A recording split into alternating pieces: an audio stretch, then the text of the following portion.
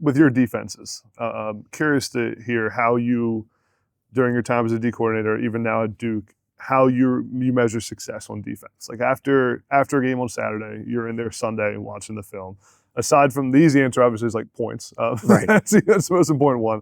What are the data points that you're looking at that you say, okay, this is what's going to dictate whether we have success on defense or not? Well, it is funny. As a head coach, all you care about is the win, man. You know what I mean? Like yards, you're like, the heck with all that stuff.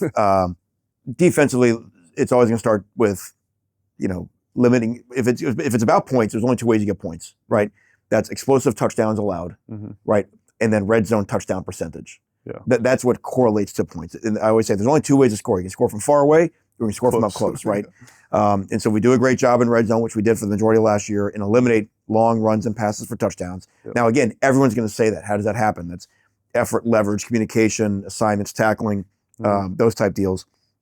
After that, certainly yards per carry in terms of run defense. We're highly invested in negative plays. Our tackle for loss numbers, our chaos numbers are always historically at the top of the nation. And if you can create negative plays, those kill drives, those create third and longs. Yeah. And so to be able to win possession downs is what gets you off the field. So in a way, the more we can be risk adverse, not give up big plays against, at the same time be hunting the negative play, sooner or later, even if you get first downs against us, we get you behind the chains. We get you behind the chains, and the odds say that we're going to get off the field. And again, every time you stop at possession, that's like it's like getting 3 outs in baseball. It's another inning that they can't score. Yeah, I feel like you were always so good during. I've watched every Penn State game the last couple of years.